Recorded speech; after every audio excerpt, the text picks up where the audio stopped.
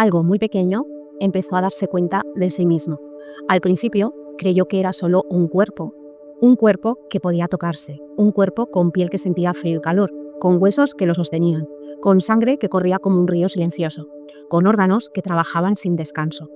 Ese cuerpo pensaba y sentía gracias a una pequeña máquina blanda que vivía dentro de la cabeza.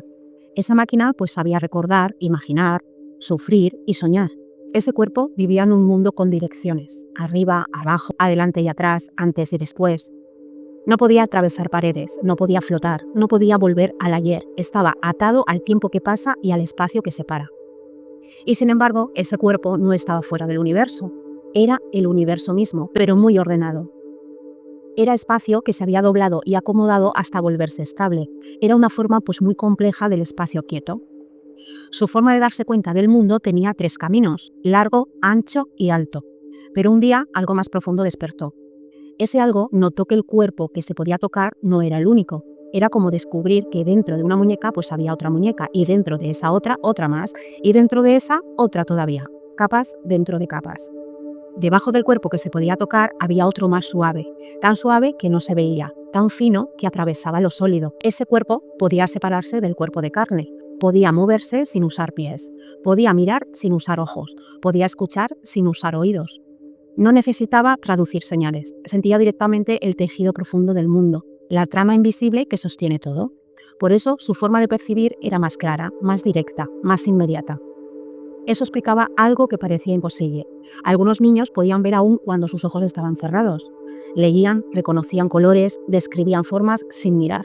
No lo hacía el cuerpo de carne, lo hacía ese cuerpo suave que vivía debajo, el cuerpo etérico. Ese cuerpo no estaba hecho de células, no tenía carne ni huesos, era energía organizada. Estaba pues muy unido al campo que nace del cerebro y a la red profunda del espacio. Cuando el cuerpo de carne soñaba, los sueños venían de la actividad del cerebro.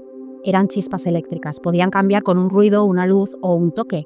Pero cuando soñaba el cuerpo suave, el cuerpo etérico, los sueños venían del espacio mismo, por eso alguien podía soñar pues que volaba y en verdad estaba volando, no con el cuerpo pesado, sino con el cuerpo ligero, el cuerpo, repito, etérico. Ese cuerpo no obedecía a la gravedad. Muchas visiones que la gente contaba no eran inventos, eran experiencias de ese cuerpo etérico cuando dormía o despertaba entre mundos. Ese cuerpo pues hacía algo muy importante, no caminaba dentro del espacio, hacía que el espacio viviera dentro de él. Para el cuerpo pesado, el físico, el espacio era una frontera. Para el cuerpo suave, etérico, el espacio era parte de sí. Y todavía más adentro había otra capa. Un cuerpo que no solo abrazaba el espacio, también abrazaba el tiempo. Ese cuerpo podía estar aquí y al mismo tiempo en otro lugar. Podía tocar recuerdos muy antiguos. Podía viajar a pasados lejanos.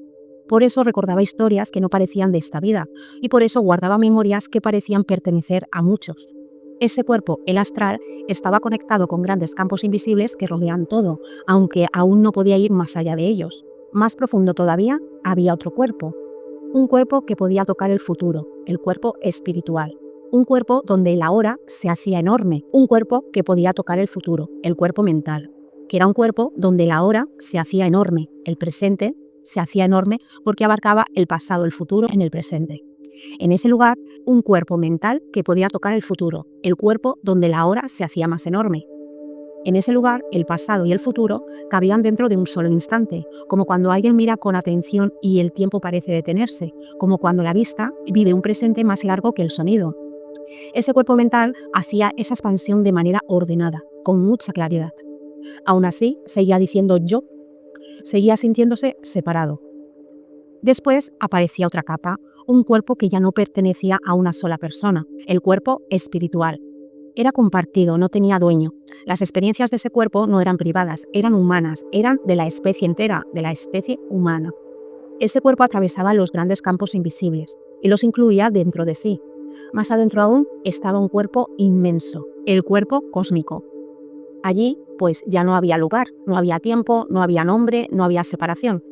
Todo estaba vivo, todo sabía, todo era consciente. Y más profundo todavía, había algo que no podía decirse, porque allí no existían palabras, allí no existía el lenguaje. Era unidad total, era identidad completa, era la red y el observador siendo lo mismo. Luego, el cuento hablaba pues de personas que aprendieron a moverse entre estos mundos. Decían que existía el mundo que se ve y el mundo que no se ve. el mundo de todos los días y el mundo escondido. Algunos decían que dentro de cada persona vivían varias presencias, varios niveles de darse cuenta, varios niveles de conciencia. Decían que el mundo escondido estaba lleno de seres ligeros que volaban, ayudaban y no seguían las reglas de lo pasado. Los que sabían entrar allí cambiaban, su forma de hablar cambiaba, su forma de ser cambiaba. Sabían cosas sin haberlas aprendido. Decían pues que la realidad aparecía cuando dos fuerzas se encontraban, una de afuera y otra de dentro. El cuerpo verdadero no era de carne, sino era luminoso. Había un punto especial. Cuando ese punto se movía, el mundo cambiaba. Mover ese punto era cambiar la realidad.